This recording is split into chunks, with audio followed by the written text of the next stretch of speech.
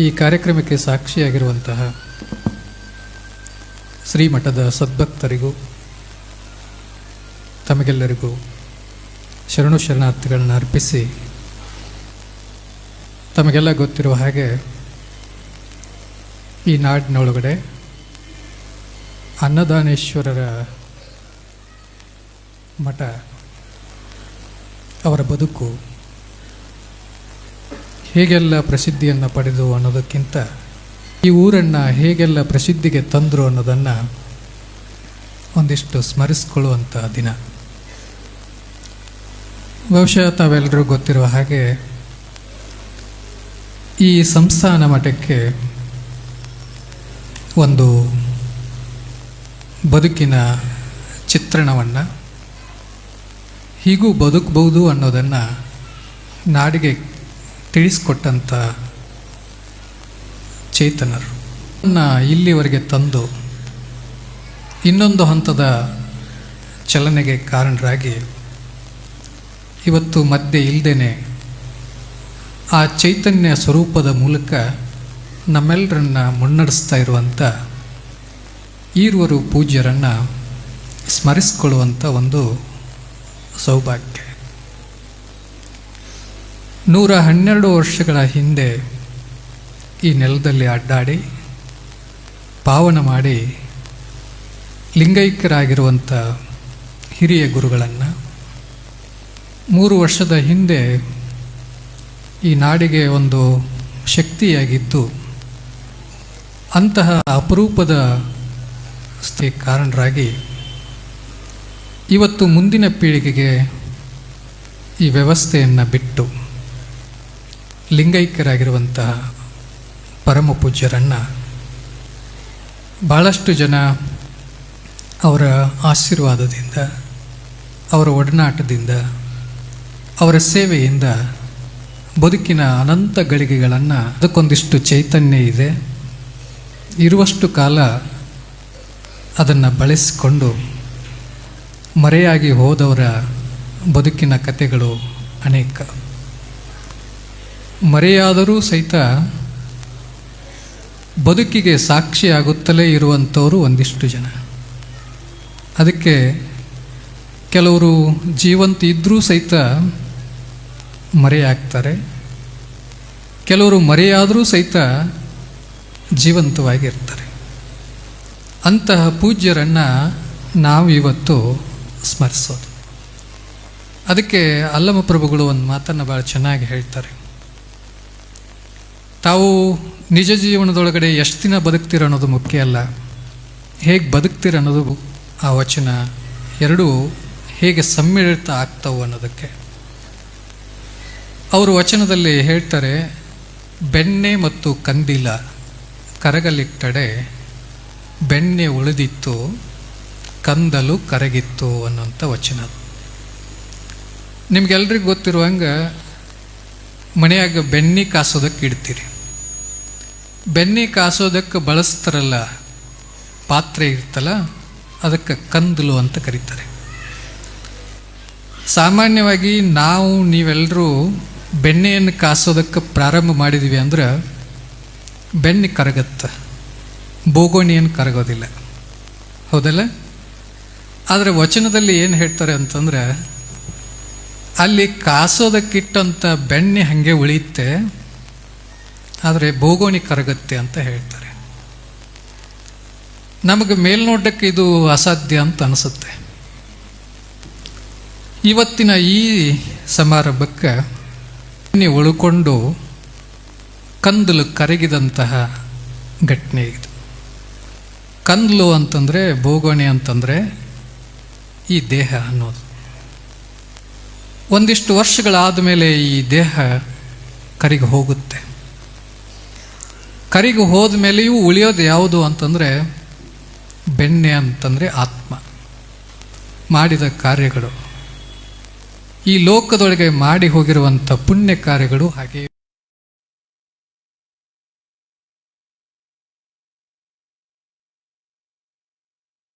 ಇವತ್ತು ನಿಮ್ಮ ಪುಣ್ಯ ಸ್ಮರಣೆಯನ್ನು ಮಾಡ್ತಾರೋ ಇಲ್ಲೋ ಗೊತ್ತಿಲ್ಲ. ಪುಣ್ಯತಿಥಿಯಂತೂ ಮಾಡೋದಂತೂ ಡೌಟ್ ಆಗ್ತಾ ಇದೆ.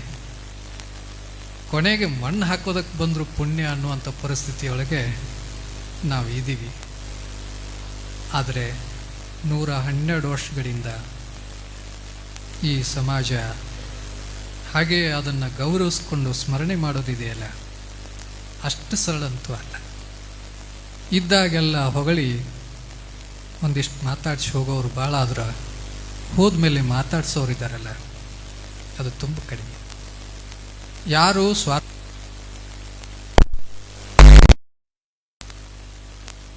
ಯಾರು ಈ ಸಮಾಜಕ್ಕೆ ತಮ್ಮ ಬದುಕನ್ನು ತ್ಯಾಗ ಮಾಡ್ತಾರಲ್ಲ, ಅವರಿಗೆ ಪುಣ್ಯ ಸ್ಮರೋತ್ಸವಗಳು ಸಾಕ್ಷಿಯಾಗ್ತವೆ. ಅದಕ್ಕೆ ನಮ್ಮ ಪರಂಪರೆಯಲ್ಲಿ ಇಂಥ ಸಾಧಕರನ್ನು ಸಮಾಜ ನೆನಪಿಸ್ಕೊಳ್ಳೋದನ್ನು ಅಲ್ಲಮ ಪ್ರಭುಗಳು ಅವತ್ತೇ ಹೇಳ್ತಾರೆ. ನಮ್ಮ ದೇಹ ಮರೆಯಾದ ಮೇಲೆಯೂ ಸಹಿತ ಕಾರ್ಯಗಳ ಮೂಲಕ ಈ ಸಮಾಜಕ್ಕೆ ಮುನ್ನಡೆಯಾಗುವುದಿದೆಯಲ್ಲ, ಅದು ಎಲ್ರಿಗೂ ಬರುವಂಥ ಕೆಲಸ ಅಲ್ಲ. ಆದರೆ ಶ್ರೀಮಠದ ಪರಂಪರೆಯಲ್ಲಿ ಇಂಥದ್ದೊಂದು ಕೀರ್ತಿ, ಇಂಥದ್ದೊಂದು ಸಾಕ್ಷಿ ಸಿಗ್ತಾ ಹೋಗುತ್ತೆ. ತಾವು ಶ್ರೀಮಠದ ಬಗ್ಗೆ ಕೇಳಿದವರಾಗಿದ್ದರಿಂದ ಈ ನಾಡಿನೊಳಗಡೆ 3 ಕಾರಣಗಳಿಗಾಗಿ ಪೂಜ್ಯರುಗಳು ನೆನಪಾಗ್ತಾ ಹೋಗ್ತಾರೆ. ಒಂದು ಬಹಳ ಮುಖ್ಯವಾಗಿದ್ದು ಅವರ ತ್ರಿಕಾಲ ಪೂಜೆ. ಒಬ್ಬ ಪೂಜ್ಯರು ಹೇಗಿರಬೇಕು ಅನ್ನೋದಕ್ಕೆ ಸಾಕ್ಷಿಯಾಗಿ ತ್ರಿಕಾಲ ಪೂಜೆಯನ್ನು ರೂಪಿಸ್ಕೊಳ್ತಾ ಈ ಸಮಾಜಕ್ಕೆ ಮಾರ್ಗದರ್ಶನ ಮಾಡೋದಿದೆಯಲ್ಲ, ಅದು ತಮ್ಮನ್ನು ತಾವು ಆತ್ಮವಿಮರ್ಶೆಗೆ ಮಾಡಿಕೊಳ್ತಾ ಸಮಾಜವನ್ನು ತಿದ್ದೋದಿದೆಯಲ್ಲ, ಇಂಥ ಅಪರೂಪದ ಕಾರ್ಯಕ್ಕೆ ಸಾಕ್ಷಿಯಾದವರೇ ಅನ್ನದಾನ ಮಹಾಸ್ವಾಮಿಗಳು. ಬಹುತೇಕ ಈ ನಾಡಿನೊಳಗೆ ಇಂಥ ಪೂಜಾ ಅನಿಷ್ಠ ಪರಂಪರೆಗೆ ಮುನ್ನುಡಿ ಹಾಕಿ ಎಲ್ಲ ಭಕ್ತರ ಬದುಕನ್ನು ಸಮೃದ್ಧಿ ಮಾಡಿದಂತಹ ಶ್ರೇಯಸ್ಸು ಪೂಜ್ಯರಿಗೆ ಸಲ್ಲುವಂಥದ್ದು. ಬಹುತೇಕ ಈಗಾಗಲೇ ನಾನು ನಿಮಗೆ ಹೇಳಿದ ಹಾಗೆ ಇದೊಂದು ಪರಂಪರೆಯಾಗಿ ಬಂದಿರೋದಿದೆಯಲ್ಲ, ಯಾರೋ ಒಬ್ಬರು ಮಾಡಿದರು, ಬೆಳೆದ್ರು, ಹೋದರು ಅನ್ನೋದಲ್ಲ. ಆದರೆ ಈ ಬೆಳೆದು ಮತ್ತೆ ಬಂದವರನ್ನು ಬೆಳೆಯುವ ಹಾಗೆ ಮಾಡೋದಿದೆಯಲ್ಲ, ಅದು ದೊಡ್ಡ ಪರಂಪರೆಗೆ ಸಾಕ್ಷಿಯಾಗುತ್ತೆ. ಅದಕ್ಕಾಗಿ ಈ ಶ್ರೀಮಠದ ಪರಂಪರೆಯಲ್ಲಿ ಬಂದು ಹೋಗಿರುವಂತಹ ಪೂಜ್ಯರ ಚರಿತ್ರೆಯನ್ನು ಅವಲೋಕನ ಮಾಡಿದಾಗ ಪ್ರತಿಯೊಬ್ಬರೂ ರೂಢಿಸ್ಕೊಂಡಿರುವಂಥದ್ದು ತಪೋನಿಷ್ಠರಾಗಿರುವುದು. ಬಹುತೇಕ ತಾವೆಲ್ಲರೂ 3 ವರ್ಷಗಳ ಹಿಂದೆ ಅಗಲಿದಂತಹ ಲಿಂಗೈಕ್ಯ ಅಭಿನವ ಅನ್ನದಾನ ಮಹಾಸ್ವಾಮಿಗಳ ಒಡನಾಟದಲ್ಲಿ ಇದ್ದಿದ್ರೆ ನೆನಪು ಇತ್ತು ಅಂತಂದರೆ ಅವರು ಆಡಿದ ಕೆಲವು ಮಾತುಗಳನ್ನು ನಿಮ್ಮ ಜೊತೆಗೆ ಹಂಚಿಕೊಳ್ತೇನೆ. ಸಾಮಾನ್ಯವಾಗಿ ಪೂಜ್ಯರು ಹೇಗಿರಬೇಕು ಅನ್ನೋದಕ್ಕೆ ಒಂದು ಸಾಕ್ಷಿಯಾದಂಥವರು, ಇಡೀ ಜಂಗಮತ್ವಕ್ಕೇನೆ ಒಂದು ಮಾರ್ಗದರ್ಶಿಯಾದಂಥವರು.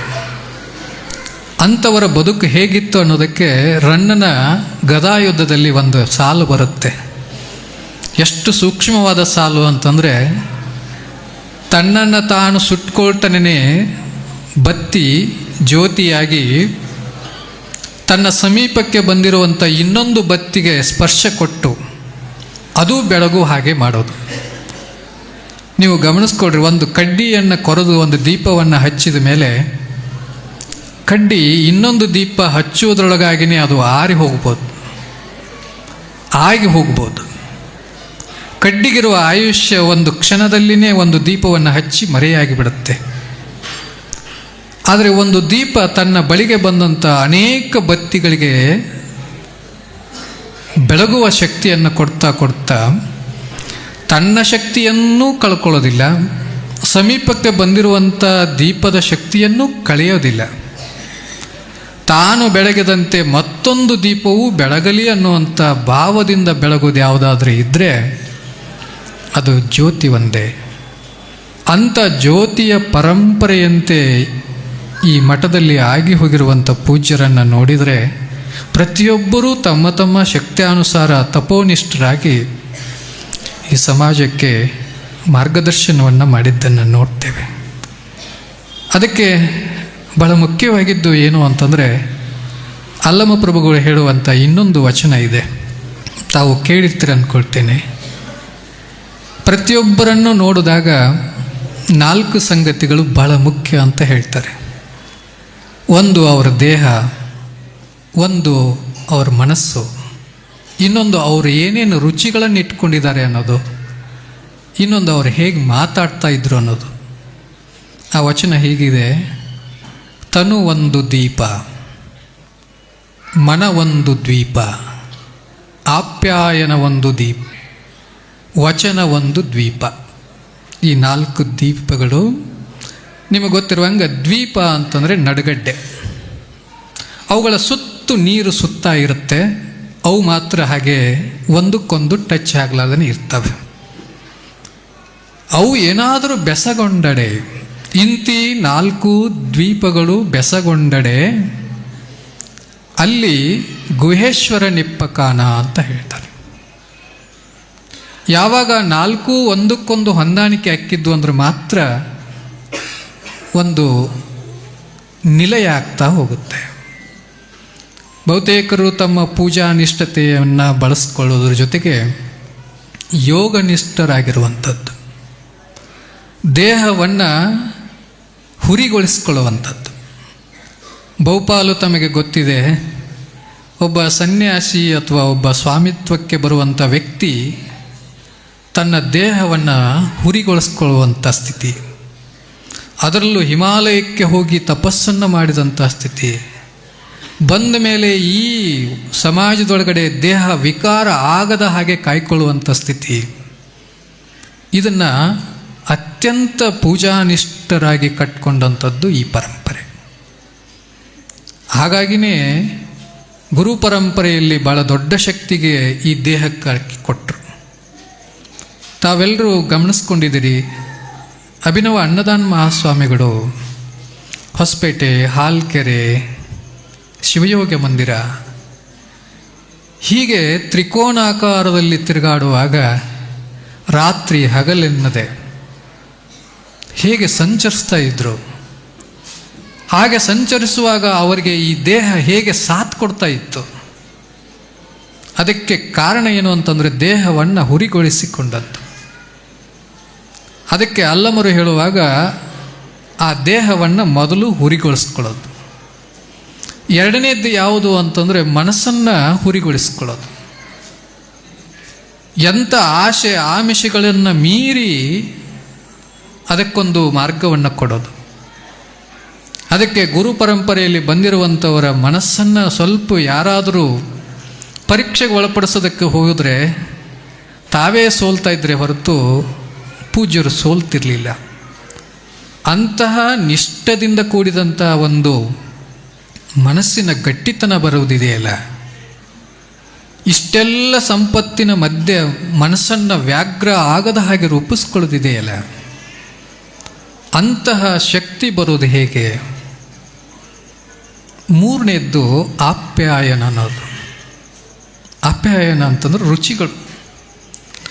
ನಮ್ಮ ಈ ಪ್ರಕೃತಿಯೊಳಗೆ ಅನೇಕ ಆಶೆ ಆಮಿಷಗಳು ರುಚಿಗಳನ್ನು ತೋರಿಸ್ತವೆ.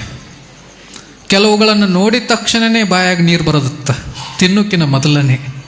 ಅಷ್ಟು ಶಕ್ತಿಶಾಲಿಯಾದಂಥ ವಸ್ತುಗಳು ಈ ಪ್ರಕೃತಿಯಲ್ಲಿ ಉಂಟು. ಏನೆಲ್ಲ ತಿಂದು ದಕ್ಕಿಸ್ಕೊಳ್ಳೋದಕ್ಕೆ ಹೋದವರು ತಿಂದು ದಕ್ಕಿಸ್ಕೊಳ್ಳೋಕೆ ಆಗಲಾರ್ದಂಥ ಪರಿಸ್ಥಿತಿಯಲ್ಲಿ ಒದ್ದಾಡಿದ್ದನ್ನು ಒದ್ದಾಡ್ತಾ ಇರೋದನ್ನು ನೋಡ್ತೇವೆ. ಈ ರುಚಿಗಳಿಂದ ದೂರ ಇರೋದು, ರುಚಿಗಳನ್ನು ನಿರ್ಲಿಪ್ತಗೊಳಿಸೋದು, ಅದು ಗುರು ಪರಂಪರೆಯ ದೊಡ್ಡ ಸಾಧನೆ. ಅದು ಅದಕ್ಕೆ ಅನೇಕರು ರುಚಿಗೆ ಬೆನ್ನು ಹತ್ತಿ ಆ ರುಚಿಗಳು ಒಡ್ಡುವ ಮೋಸಗಾರಿಕೆಗೆ ಮರುಳಾಗಿ ಮನಸ್ಸನ್ನು ಕೆಡಿಸ್ಕೊಂಡದ್ದುಂಟು, ದೇಹವನ್ನು ಕೆಡಿಸ್ಕೊಂಡದ್ದುಂಟು. ಅದಕ್ಕೆ ರುಚಿಗೆ ಬೆನ್ನು ಹತ್ತಿದವರು ಈ ಸಮಾಜದಲ್ಲಿ ನಾಶ ಆಗಿದ್ದು ಉಂಟು. ಅಂಥ ರುಚಿಗಳಿಂದ ಮನಸ್ಸನ್ನು, ದೇಹವನ್ನು ಶುದ್ಧಿಗೊಳಿಸ್ಕೊಳ್ಳೋದಿದೆಯಲ್ಲ, ಅದು ಒಂದು ದೊಡ್ಡ ತಪಸ್ಸು. ಇದರ ಆಚೆ ಇನ್ನೊಂದಿದೆ, ಮಾತು. ಪ್ರತಿಯೊಬ್ಬರ ಏಳಿಗೆಯೂ ಮಾತೇ ಆದರೂ ಅವರ ಅವನತಿಗೂ ಮಾತೇ ಕಾರಣ ಆಗುತ್ತೆ. ಹಾಗಾಗಿ ಈ ಲೋಕದಲ್ಲಿ ಮಾತನಾಡ್ದೇ ಮೌನವಾಗಿದ್ದವರೂ ಉಂಟು. ಏನೆಲ್ಲ ಮಾತಾಡಿ ಬಲೆಯಲ್ಲಿ ಬಿದ್ದು ಒದ್ದಾಡಿ ಕಷ್ಟಪಟ್ಟವರು ಉಂಟು. ಏನೆಲ್ಲ ಮಾತಾಡಿದರೂ ಸಹಿತ ಅದರಿಂದ ಹೊರಗಿದ್ದು ನಿರ್ಲಿಪ್ತತೆಯನ್ನು ಅನುಭವಿಸಿದವರು ಉಂಟು. ಸಾಮಾನ್ಯವಾಗಿ ತಮಗೆ ಗೊತ್ತಿದೆ, ಮಾತಿಗೆ ಮರಳಾದವರೂ ಉಂಟು, ಮಾತಿನಿಂದ ಹಗೆಕ್ಕೆ ಒಳಪಟ್ಟವರು ಉಂಟು. ನೀವು ಎಷ್ಟೇ ಒಳ್ಳೆಯವರಾಗಿದ್ದರೂ ಸಹಿತ ಒಂದು ಸಣ್ಣ ಮಾತಿನಿಂದ ಬದುಕನ್ನು ಕೆಡಿಸ್ಕೊಂಡವರು ಉಂಟು. ಆದರೆ ಯಾರು ತಪೋನಿಷ್ಠರಾದರೋ ಅಂಥವರು ತಮ್ಮ ಮಾತುಗಳ ಮೂಲಕ ಸಮಾಜವನ್ನೇ ಬದಲಾಯಿಸಿದರು. ಹಾಗೆ ಬದಲಾಗುವ ಹಾಗೆ ಮಾತನಾಡಿದರು. ಅವರ ಮಾತುಗಳೇ ಮಾಣಿಕ್ಯದ ರೂಪವನ್ನು ತಾಳಿದವು. ಅವರ ಆಡಿದಂತೆ ನಡೆದವು. ಅವರ ಆಡಿದ್ದನ್ನು ಕೇಳಿಸಿಕೊಂಡು ಪಾವನರಾದವಂಥವರು ಉಂಟು. ಮಾತುಗಳಿಗೆ ಧಿಕ್ಕರಿಸಿ ಅದರಿಂದ ಅನಾಹುತವನ್ನು ಅನುಭವಿಸಿದವರು ಉಂಟು. ಆದರೆ ಈ ನಾಲ್ಕನ್ನು ಗೆದ್ದಂಥವರು ಈ ಸಮಾಜಕ್ಕೆ ಹೇಗೆ ಸಾಕ್ಷಿಯಾಗ್ತಾರೆ ಅನ್ನೋದಕ್ಕೆ ಪೂಜ್ಯರನ್ನು ಬಹುತೇಕರು ತಾವು ಆಡ್ಕೊಳ್ಳೋದನ್ನು ನೋಡ್ತಿರ್ತೀರಿ. ಪರಮ ಪೂಜ್ಯರು ದೃಷ್ಟಿ ಹಾರಿಸಿದರೆ ಸಾಕು ಪಾವನ ಆಯಿತು ಅನ್ನುವಂಥ ಸ್ಥಿತಿ.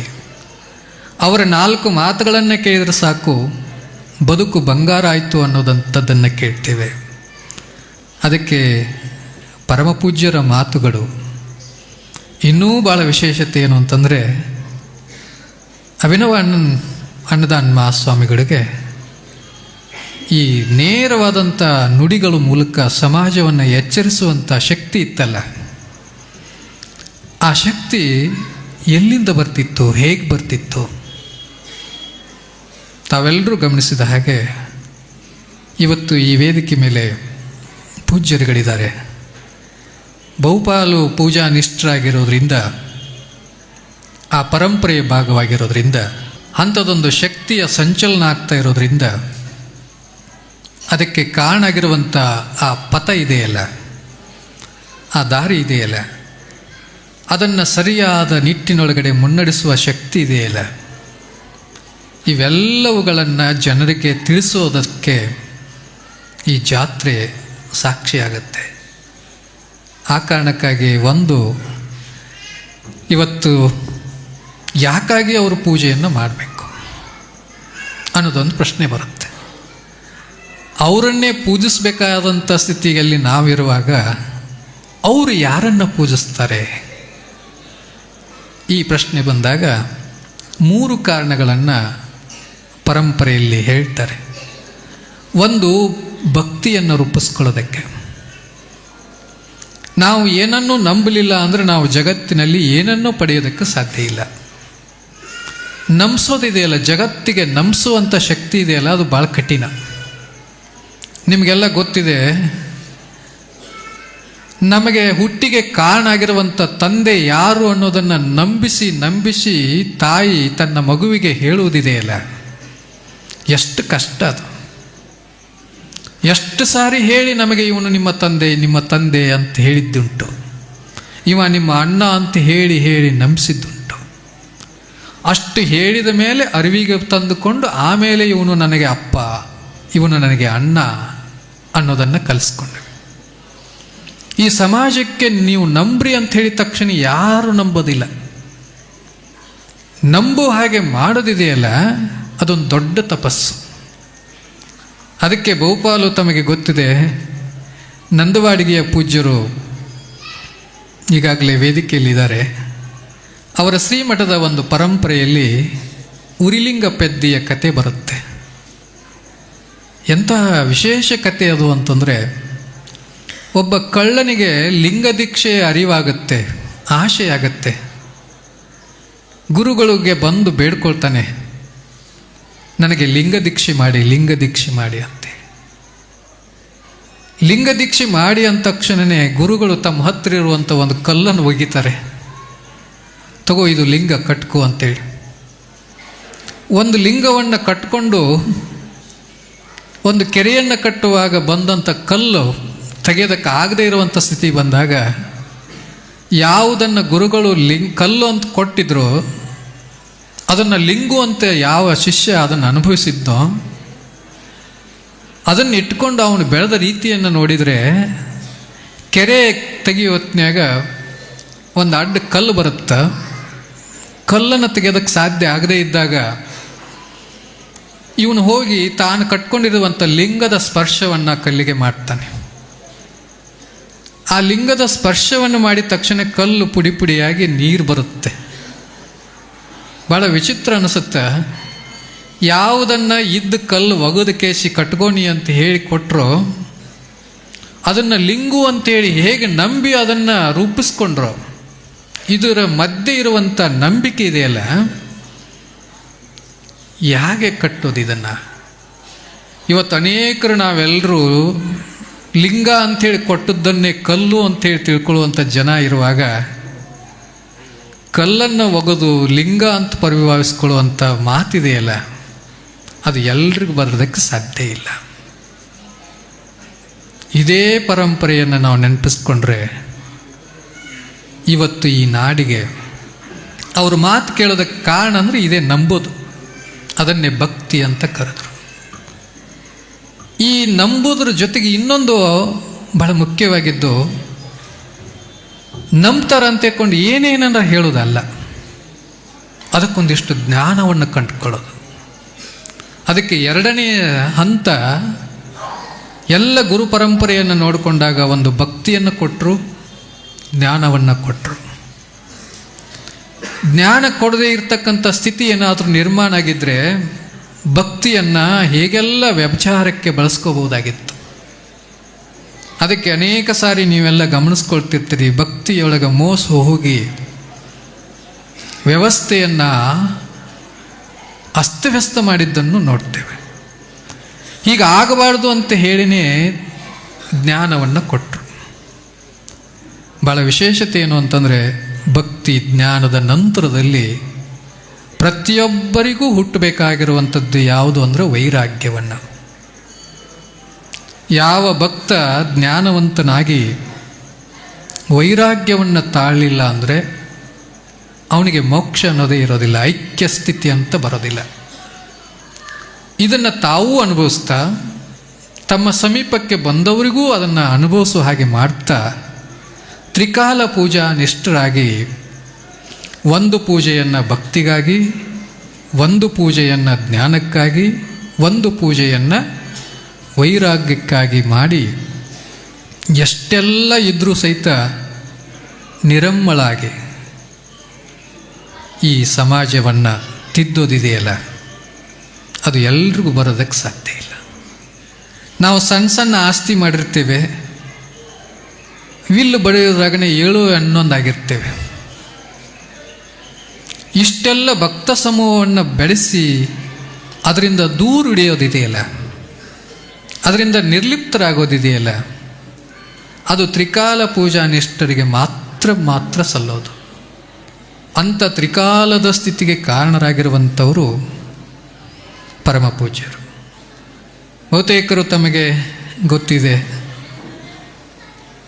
ಇಂಥದೊಂದು ಸ್ಥಿತಿಯನ್ನು ನಮಗೆ ಅನುಭವಿಸೋದಕ್ಕಾಗತ್ತೆ ಪ್ರಶ್ನೆಯನ್ನು ಹಾಕ್ಕೊಳ್ಳೋದು. ಇಂಥ ಸ್ಥಿತಿಯನ್ನು ಅನುಭವಿಸೋದಕ್ಕೆ ಆಗಲಾರ್ದಕ್ಕಾಗಿಯೇ ನಾವು ಒದ್ದಾಡ್ತೇವೆ. ಹಾಗೆ ಒದ್ದಾಡದಂತೆ ಮಾರ್ಗದರ್ಶನ ಮಾಡುವಂಥ ಪೂಜ್ಯರ ಬದುಕಿದೆಯಲ್ಲ, ಈ ನಾಡಿಗೆ ಹೊಸ ಭರವಸೆಯನ್ನು ಕೊಡ್ತಾ ಬಂತು. ಆಗಲೇ ತಮಗೆ ಹೇಳ್ತಾ ಇದ್ರು, ಬರೀ ತಾವು ಬದಲಾಗ್ದೇ ಸಮಾಜವನ್ನು ಬದಲಾಯಿಸೋದಿದೆಯಲ್ಲ, ಅದು ಕಠಿಣವಾದಂಥ ಕೆಲಸ. ಸಮಸ್ಯೆ ಎಲ್ಲಿದೆ ಅಂತಂದರೆ, ನಾವು ಬದಲಾಗ್ತಾ ಇಲ್ಲ, ಸಮಾಜವನ್ನು ಬದಲಾಯಿಸೋಕ್ಕಾಗ್ತಾ ಇಲ್ಲ. ಕಾರಣ ಏನು ಅಂತಂದರೆ, ನಮಗಿರುವಂಥ ಕ್ರಿಯಾಶಕ್ತಿಯ ಕೊರತೆ. ಯಾಕೆ ಪೂಜ್ಯರಿಂದ ಆಗೋದು ನಮ್ಮ ಕಡೆಯಿಂದ ಆಗಲ್ಲ ಅಂತಂದರೆ, ನಮಗೆ ಕ್ರಿಯಾಶಕ್ತಿ ಇಲ್ಲ. ಅದಕ್ಕೆ ಜ್ಞಾನಶಕ್ತಿ ಕ್ರಿಯಾಶಕ್ತಿಗಳನ್ನು ಗಳಿಸೋದಿದೆಯಲ್ಲ, ಅದು ಭಕ್ತಿಯಿಂದ ಜ್ಞಾನದಿಂದ ಸಾಧ್ಯ. ಅದನ್ನು ಶ್ರೀಮಠ ಈಗಾಗಲೇ ಮಾಡ್ತಾ ಬಂದಿರೋದು. ಅದಕ್ಕಾಗಿ ಬಹಳ ಮುಖ್ಯವಾಗಿರೋದು ಒಂದು ಮಾತನ್ನು ನೆನಪಿಸ್ಕೋಬೇಕು. ಹೀಗೆ ಮಾಡುವವರು ಏನು ಬಿಡಬೇಕು ಅನ್ನೋದನ್ನು ಹೇಳ್ತಾರೆ. ಅಲ್ಲಮಪ್ರಭುವಿನ ಒಂದು ವಚನದಲ್ಲಿ ಭಾಳ ಸ್ಪಷ್ಟವಾಗಿ ಹೇಳ್ತಾರೆ, 8 ಸಂಗತಿಗಳನ್ನು ಬಿಡಬೇಕು, 16 ಅಂಶಗಳನ್ನು ರೂಢಿಸ್ಕೋಬೇಕು. ಬಹಳ ಜನರಿಗೆ ಆ ವಚನ ಹೇಗನ್ನಿಸುತ್ತೋ ಗೊತ್ತಿಲ್ಲ.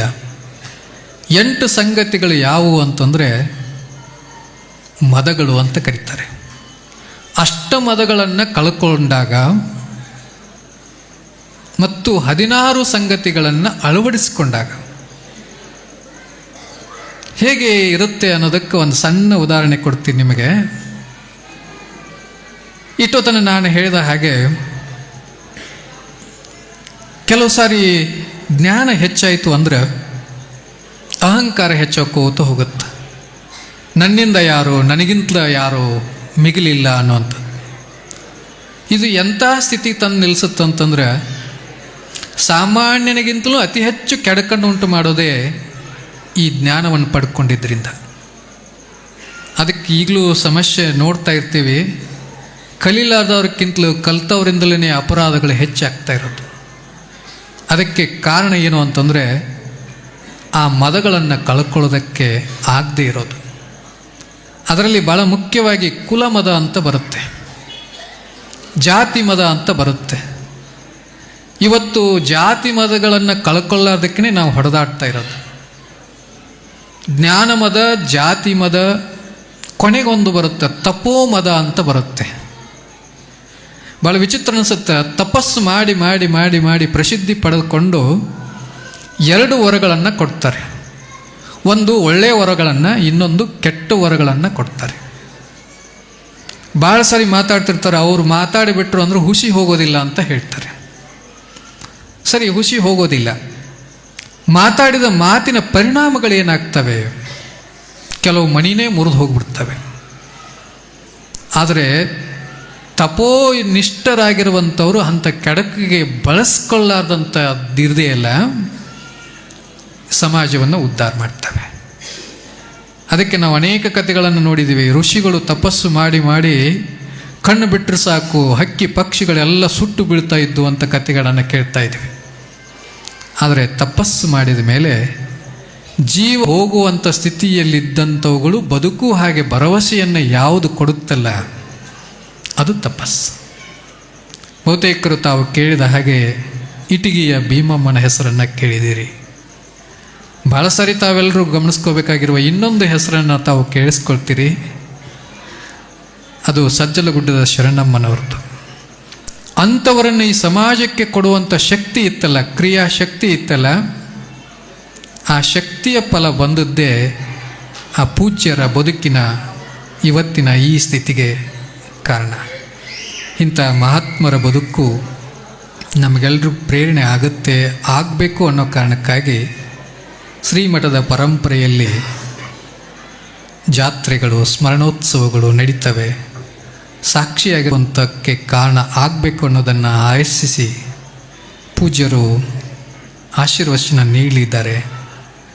ಆ ಆಶೀರ್ವಚನಗಳೇ ನಮ್ಮ ಬದುಕಿಗೆ ಸಾಕ್ಷಿ ಆಗಲಿ ಅಂತ ಆಶಿಸ್ತಾ ತಮಗೆಲ್ಲರಿಗೂ ವಂದಿಸಿ ನನ್ನ ಮಾತು ಮುಗಿಸ್ತೇನೆ. ಎಲ್ರಿಗೂ ಶರಣು ಶರಣ.